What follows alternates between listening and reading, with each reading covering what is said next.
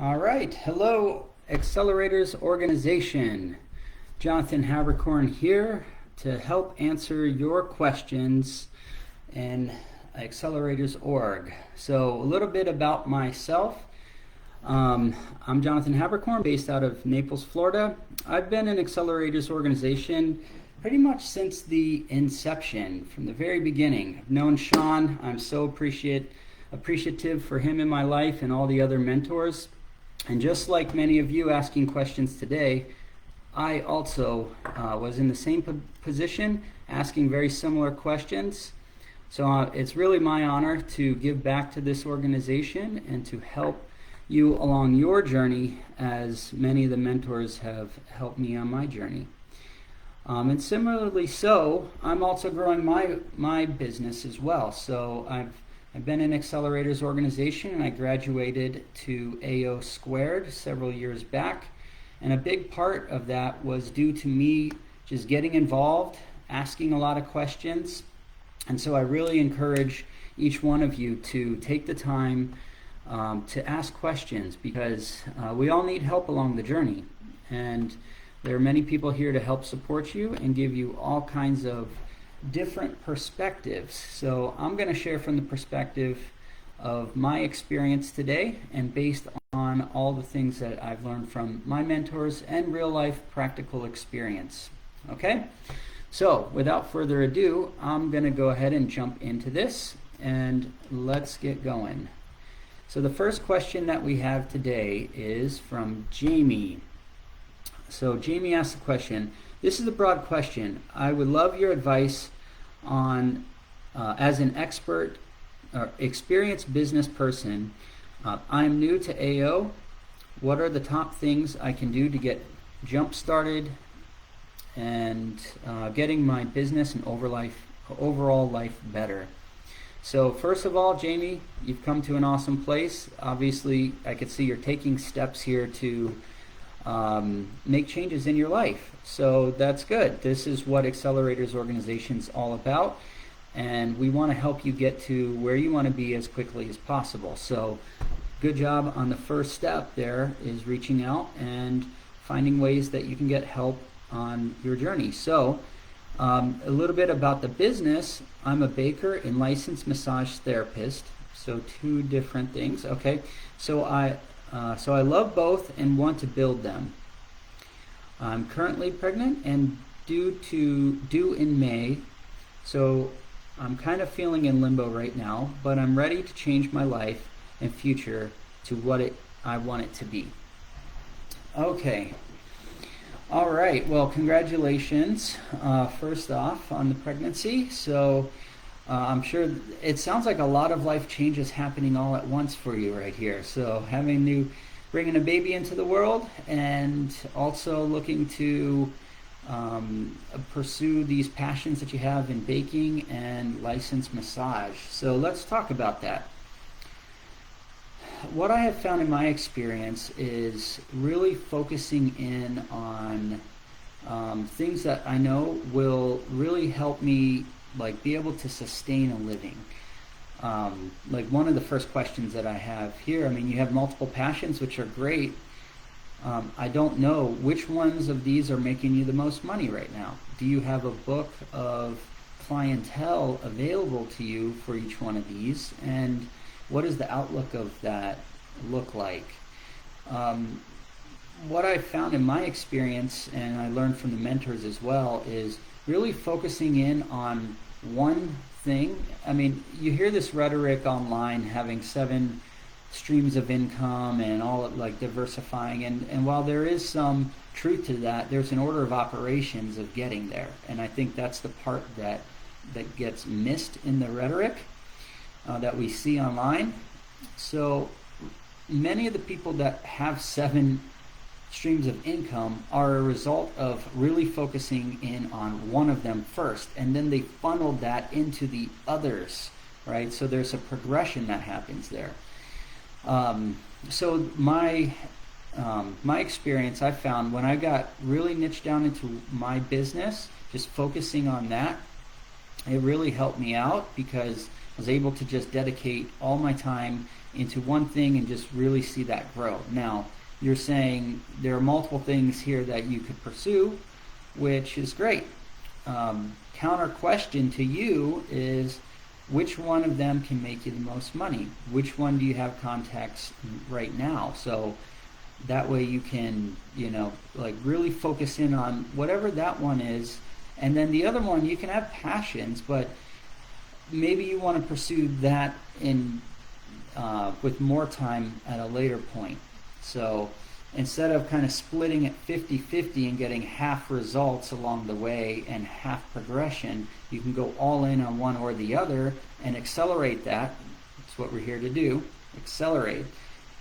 This is the key thing to do. Focus on that one thing, accelerate to the point where that's bringing in all kinds of revenue, the business has grown, you've hired people, and then you can go ahead and also start up more businesses thereafter.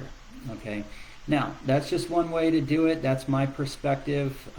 Maybe some other people might say different things, but I have seen that time and time again, that when I focus on in one direction and just give it all I've got, I have outpaced what I would have otherwise done. So that would be my advice here. And you mentioned that you're kind of feeling in limbo right now. Okay, there's a lot going on. I mean, you're about to bring a kid into this world. That might be spurring up all kinds of things about how you want to progress in your life. And I would think also you got to be very focused on that. So there is stress that comes with this growing a business. While there's a lot of passion, especially if you focus on the things that you really enjoy, there's going to be stress along the way. So that's something you just got to balance out with where you're at in life right now. So whenever I felt in limbo, it's mainly because I didn't feel like I had a focus. And so I'm seeing here that you're kind of splitting this idea between maybe doing both. But if you can really think about it and focus in on one, I think you may not be feeling in limbo as much, right? So that's the cost of indecision here, is feeling that way, okay? So that's my experience. That's what I have to share with you on that. I don't have any kids, so I'm not sure I can share anything around that piece of it, but from a business perspective, just focusing in on one thing I found to be very helpful. Okay. All right, Jamie. Welcome to AO, and keep asking those questions. All right, next is Kimberly. Kimberly Benjamin. Hey, Kimberly, we've met multiple times.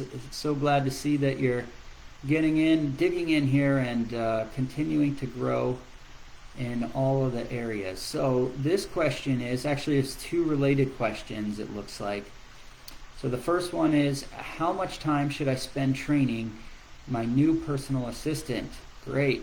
You're starting to delegating, getting stuff off your plate. And I can see here that you're trying to focus more on sales. Very good idea. Very, very good idea. Now, the thing that comes with that is, now you have a person that you've got to, keep them busy and make sure that they're actually getting things done. And I can see there's some questions here about that. So I hired her a week ago, and I'm excited to get back to work to cover her salary comfortably. But she's struggling with some tasks like filling out contracts properly. I've spent the past week going over everything with her, but I want to know how to make it easier for her to understand. It seems simple to me, but I want to avoid spending too much time training her if I can't focus on making money, doing the sales. And good. So you're understanding the priorities, where you need to be spending your time. You just need some help with all the other administrative activities. Okay, any advice on how to help her learn faster? Okay, so here's what I've done in my business, and what I help other businesses do as they scale their organization. It's really all about understanding what are the standard operating procedures, and another fancy word, that's just fancy word for training. How do I train somebody? What are the activities that I need them to know? Is it clear on what those activities are? And do they have something to reference? So you probably have heard maybe through some of the other mentors about Trainual. I personally haven't used that tool, but I've heard a lot of great things. And essentially it's just recording videos. So think about each of the important activities that you need to have done. And you can create an inventory of those and basically create a video on how to do each one, whether it's just talking about it or screen share. There's a series of actions that need to happen. I have not done videos in particular. Mostly what I do is just a Word document or Excel. It's like, here's all of the 10 things that need to happen for this process. How to onboard somebody into the organization. Here's the 10 things that need to happen. Here's the links to those. And I trained them, basically went through it 1 or 2 times with them. And then I had them begin to take that over. So after that, basically, I'm just watching to see and make sure that they understand it and that I've actually documented it. Did I actually train it well or not? Did I create the environment that will allow them to be successful? That's what's our responsibility when we have people working for us.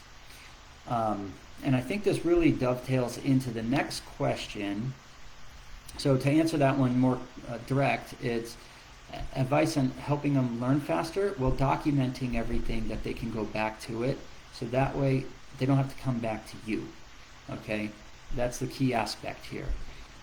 Yes, it is a little bit of work to do that up front, but it saves you on the back end. And also, if this assistant doesn't work out, then you can already have that material for the next person, and then they can follow that process, right? Okay, so that's what I would recommend. The other thing, okay, this is the related question. How do I handle a team member not following processes I create for them? So it's recently hired first assistant. Okay, however, when I'm not around, she doesn't follow the simple instructions like texting me when upon completing tasks from the to-do list. But a good boss, I want to make sure things are done the right way. What do I do when she won't follow processes? Okay, so first I would identify, is there an issue with the process? Is this a process problem or is it a people problem? Have you given them all the necessary tools to be able to thrive? And so what I do is I ask, some of the other things I do is ask them to actually repeat that. So if I've trained somebody on that, I'll ask them to repeat it, especially if it's somebody international. A lot of virtual, if you have a virtual assistant, a lot of them are international, and so there could be a language barrier there. One of the things I've found to be very helpful is to have them actually repeat this back to you, so you know that they actually understand that thing, whatever you're trying to teach them. Okay, sometimes there's a cultural barrier and difference. They'll say, yes, I understand, and but they may not fully understand it. It's more like an appeasing type of personality or cultural norm to do that, especially if there's like a superior dynamic there. So just keep that in mind. There could be some cultural differences that may be normal for them, but not yielding the results for you. Okay, so the key thing I learned is have them repeat it back. If you can do that, more instead of just asking them, hey, do you understand this? Yes. Okay, great. No, that's not going to be enough. Ask them to repeat that back to you so you know they actually understood it. Okay. Now, if they haven't done it, then I'll ask them why. What was the problem? Like, is there... here's the steps that we needed to follow. This didn't happen. What happened there? I would seek to understand, is there something there in the process? Have you set them up for success? Or this will actually help weed out to the final thing, like, oh, they're just not doing what they need to do, because in the end it wasn't done. So either it's they just neglected it, or there was something that they didn't understand, or there's a process or technology problem is preventing them from being able to do that. So creating a cultural environment where people can speak up, I think, is also very helpful. So that way they don't feel intimidated if they have to come to you about something. I don't think that it's right if it's just not getting done. Like if something just doesn't get done and they didn't mention about it or whatever, then there might be an actual people problem there. Okay. The other thing that I'll do is I'll reference back to the job description. Hopefully there was some kind of job description before you hired them. It says, here's the 50 thing, 10, however many things. Go ahead and this is what we're going to need you to do. And therefore, you can go ahead and reference back to that thing, right? So you can pull it up to them and say, okay, look, as part of the job description, this is what I need. This is what the business needs to be successful, and just talk to them about that. Now, if they still keep not doing what you need them to do, even after doing all these things, you have eliminated the other variables, and there's pretty much only one variable, that it's the person. So maybe there's other stuff in their life, they just don't have the time, or they don't like doing this work, or whatever it is. In any rate, it's not helping you progress. And so based upon that, if they're a contractor, then I would look at the contract and tell them, like the contract's voided. Here's what it says. We needed this. It's not done. We talked about it. That's it. Now, if it's a W-2, an employee that you've hired, that you're paying off of your payroll, there's a little bit of a different approach for that. There typically would be some kind of formal write-up that would be required in order to do that. Okay? So that way there's written documentation of what's happened. Okay? You may want to check with your local legislation on that, just to make sure that you're doing everything in the right steps and the right documentation. But typically what I do is there's a formal write-up that's there. I work primarily with contractors, so it's pretty easy. Like either they're doing what they said that they've signed up to do, or they're not. And you've got a lot of more leeway to let somebody go versus a W-2 employee. Okay? All right, so hopefully that was helpful, and I'm so glad that you're thinking about how you can protect your time and bring in other people. It's a careful balance of having the right amount of budget for that and making sure that you can afford to do that. But sales is the lifeline. I know you've heard it from Sean 1,000 times. You'll hear from every mentor. What separates a hobby versus a business is your ability to bring in the revenue and do it consistently. So keep at it. All right, Kimberly. Next is Jeff. We have Jeff. And the question is, how do I balance the lowering of my personal income when hiring my first team member? Okay, very good. So you also are thinking about, how do I expand, right? This is great. How do I go from where I'm at to where I want to be, what you know that you have in you that you can be, that what the business can do. So in this business, it says it's definitely a mindset change for me. I have concerns about changing my personal pay. Right now, all of the money made is mine, and I don't really separate it. Yeah, you're the solo entrepreneur, owner, operator. You're basically you're bringing in everything, and that's all yours, minus the taxes. I haven't always been used to a high income, but last year was my largest year with a gross of X amount and a net of around X amount. So great job. I mean, that's a great living right there. I love the life I provide my family, and I'm losing more and more, but I'm losing more and more hours at home. Yes, that is the classic problem of growth as the solopreneur. as you're, starting out. You wear a lot of the hats and you're doing everything. So great for the progress of bringing in that revenue, but how do you get a little bit of your life back? What's the best way to prepare for the change? My business is a home inspection company. I'm solo right now, preparing for my first hires this year. Thank you. Okay, so home inspections. This is a service-based business. So there's different business models. There's a service-based business and there's product-based businesses as well. There's digital, there's other types. Service-based business, classic problem is you only have X amount of time, right? There's X amount of time in the day and you can only do X amount in that time. So eventually, as you max out your time, you're thinking, like, how do I continue to grow? I've pretty much hit the threshold of capacity. It's all about basically capacity management there. So what happens in that scenario, at least in my experience, what helped me is to have a plan. So if I need to bring more people on, I need to make sure that I can pay them. I need to make sure my whole family's good, that I'm good, that the business is going to be able to sustain in case unknown factors come up, economies change, housing market changes.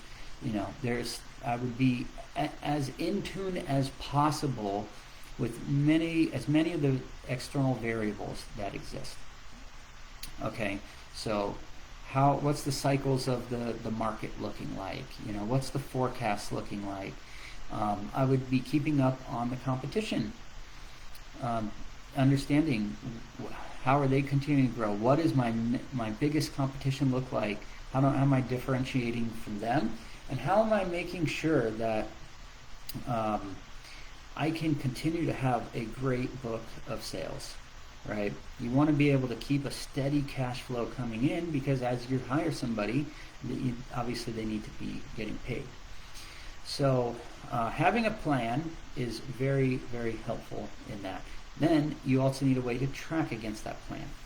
Okay, when I say having a plan, there's business plans, but mainly I'm focused on financially. So I'm doing forecasts out into the future that I can kind of get a glimpse of what that might look like without, having to actually make a mistake and, and have to deal with it in the moment. And that's just forecasting. So if you're good with Excel, you can jump in Excel and do some forecasting models out to say, okay, if I bring in X amount of sales, here's what I'm going to have to pay out to this contractor, and here's what my percentage markup is. This is what we need for the business to sustain, and this is what I need to sustain, right? And so you can actually do that in Excel. If you're not good with Excel, that's okay. Maybe work with your accountant or find somebody who's really good in Excel. We could spend some time together and I could show you how to do some of the modeling pieces of that. And so I found that to be helpful because I can see 6 months out approximately what might happen, and I can do what if scenarios as well. So the good thing about doing it in Excel is you have the ability to switch numbers around very easily. So maybe you want to think about the percentage of how much work, maybe 25% of the home inspections you'll do, and then the other 75% will be with this next person, right? You can also model it out to think about, okay, what is the capacity that my this role can handle? So how many inspections can this person do in a day, a month, week, or whatever? And then kind of model that out. So if you're hitting the sales hard, then you'll know kind of in the run up that, okay, as I'm hitting a threshold of this person, I need to go start hiring the next person, right? And I found that to be very helpful to do it in Excel. Okay. If you're not good in Excel, I totally understand that. I would reach out to some people that can help you with that. Okay. The other thing that was very helpful for me is having an emergency fund. There were just some things I just said to myself, what's going to make myself feel comfortable? How am I going to make sure my family's taken care of? What if I have no money, like 1 month with no sales coming in? How am I going to make sure everything's getting paid? So an emergency fund is pretty helpful. You may even consider having two, one for the business and one for you personally, right? Some of the financial advisors would say, having 6 months is a pretty good amount there. I personally, I think I went a little overboard with it, but I just decided, I want to have a 2 years emergency fund. And so I've kept my expenses low, and I've had that emergency fund that's there. So I know that if I made $0 for 2 years, which is just the most improbable scenario that I could imagine, I would be okay. So that was my thought process. Now that I've gotten a little bit farther down the lines, I realized I didn't need that much. It was a very conservative approach, but the key message here is that you should have an emergency fund. Think about it from your personal perspective, so you can handle the family things, but also what happens if 1 month in the business something doesn't go right, or there's a slowdown or something that has popped up that you have to take care of in the business. So I would really be tucking some money away into both of those accounts, having at least 3 to 6 months over there in both of those. That I think would be, if I had to redo this in the past, I'm taking some learning lessons, I would probably just settle with the 6 months, and that would have been fine. Okay, and then the last piece to this is you're bringing on somebody new. You want to make sure you have sales. You want to have sales, okay? So the whole idea about hiring somebody else is to grow the business. So that's going to free up your time. I'd be spending it all on relationship building and sales. So just making sure you continue to have that steady flow of steady flow of sales, and continuing to build your book of business. Okay. All right. Lastly, just remember to keep tracking it. Every month I have a meeting with my accountant team, and we're tracking against that forecast. So we're forecasting out, saying, okay, here's what we know about our sales, what our contracts say, or at least historical trends, and I can have some degrees of confidence in that as well. It doesn't always have to, it's not like a strict number, but between roughly this minimum and this maximum, somewhere in between there is where we'll end up. And so I'm always just looking at that every month and planning. It's called a plan versus actual. So I know it's a lot of stuff, but in the evolved way of doing business, extreme attention to your numbers is going to be so helpful, especially as you're bringing on more people and you're incurring more expenses there. Okay, and then I know it's a psychological jump there. You're used to, that's the money coming in, that's mine. It's going to be a hurdle, but what you're going to find is you can actually grow the business faster on the other side of that. So take the jump, man. Do it. I know it's not, I know there's, it can be difficult, but I remember going through that, and I'm so glad that I had mentors that told me that same thing. On the other side of that is the growth. So kudos to you to think about it and keep taking action. Next up, we have Kelly. Okay, Kelly. Kelly, my man. I've spent a lot of time with Kelly. I like Kelly. All right, let's look at the question. What is the process to acquiring a business partner, and when is the right time to bring in a business partner? Business description, Kelly and Company, Kelco Construction, is a licensed general engineering company in Northern California. We have certifications that put us at the top of the list of some government and state projects. Yep, that's awesome. We became licensed and certified at the end of 2022. We mainly take care of excavation, pipelaying, demolition, and all the things for trucking in the dirt world. Lately, I've been wondering where we need to be in order to attract an interested business partner or partners, and what that process is like. All I know is that I would need to be 51% owner in order to keep the certified disability veteran business enterprise and disadvantaged business enterprise. Thank you for your time. Okay, all right. So Kelly, some experience share that I have here is, I guess the first question that I have is about why a business partner? Do you need to have a business partner, or can you have strategic alliances? So there's a distinction there. Does this person or business partner need to be formally added onto your business, or can they have their own business and you are partnering together in a strategic alliance?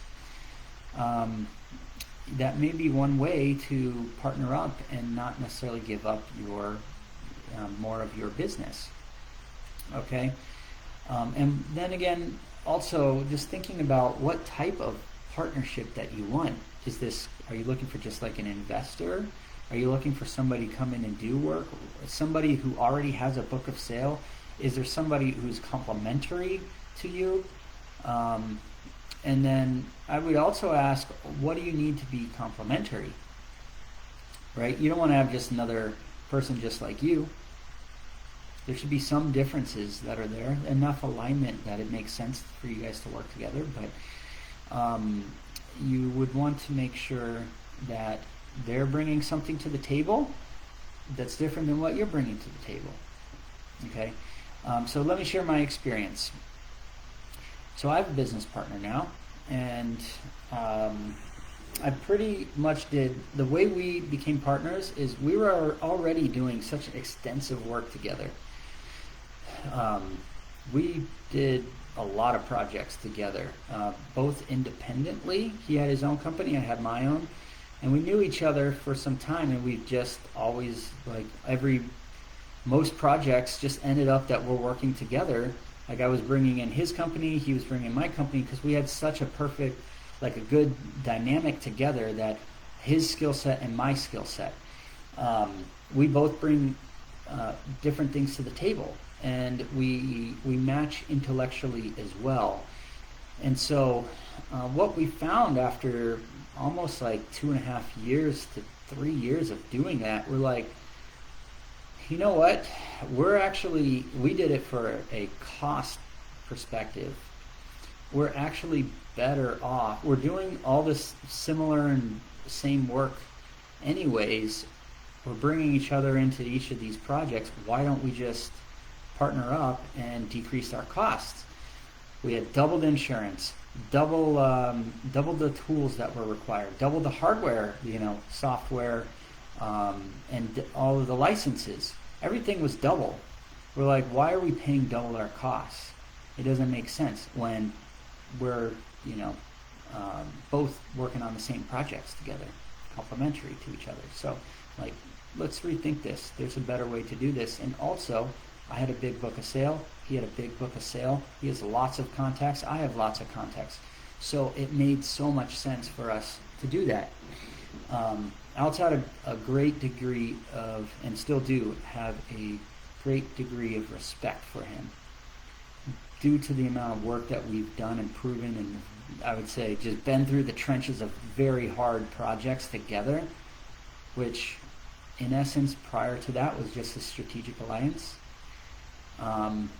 We've been through that together, so we have a unbelievable amount of trust with each other. So we were like, let's combine the work and let's make that happen. And it made sense. It was a natural progression for us. So I guess the key takeaway for you is, can you partner in a more strategic alliance way? And do you need to have a partner right now? If you build out these strategic alliances and you see a lot of work happening together, then you can appreciate, like, you got a good sense about that person, and you get to know them really well and trust them. The trust is the biggest factor in having some kind of partnership there. So if you get to know somebody really well, then it might make sense to partner in that perspective. If you're doing it more from an investment standpoint, you still got to have that trust, but they may not want to actually execute the work, right? Maybe it's an investor and partner in the business, but they're silent partner. They're just there to fund money. They want to grow the revenue. They believe in your mission, vision. They believe in you. There's always that as a possibility too. So I don't know exactly what type of partnership that you're looking for here. It doesn't exactly state that, but I'm happy to talk to you more about it. But that was my experience. It was just a natural progression, getting to know this person for years before we said, hey, it's just smarter for us to do it this way. One last thing I'll leave you with on this. Operator's agreement. So one of the most important parts of a partnership is working through the operator's agreement. What that does basically outline all of the roles and responsibilities of who's doing what happens under certain scenarios, like if there's indecision, what happens if somebody passes away, for example. I mean, I know we don't like to talk about those things, but we need to be aware and responsible of, we're building this business and it needs to keep running. How does that happen? What needs to happen for that? So with that, there's the operator's agreement, and it's kind of like a initial test. Before you even get to the formalities of putting a person on the business, you need to work through that operator's agreement. That's going to really shake everything out. That if you can't get on the same page there, then it should not be a partnership, right? So that's one way to manage the risk before you get go too far down the lines and formally put someone on the business. Work through it in the operator's agreement. There's lots of templates online. This is something that you could actually you may want to have like a legal review on it, but you could probably work through it with them yourself, at least get all the key questions. And ask some of the mentors if and when that time comes. They'll be happy to help go over an operator's agreement with you, and what are the key questions and things that you want to make sure that you get answered before you put them onto the business. Okay, a little bit of planning up front will save a ton on the back end. Okay, because it's just laying it all on the line up front. Okay, so these were the questions today.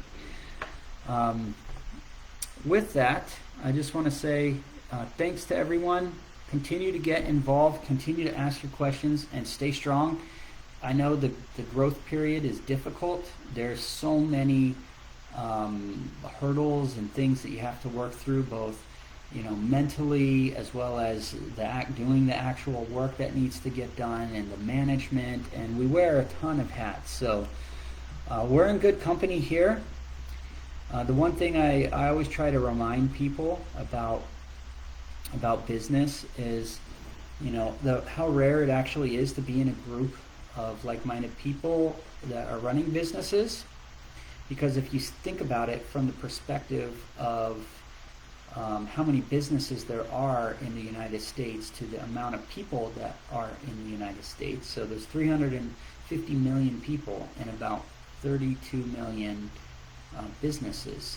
I know that data is a little bit old, but from like 2020 or something like that. But it's roughly like 7 to 8% of people willing to actually take the risk to run a business, to produce the goods and services for everyone else.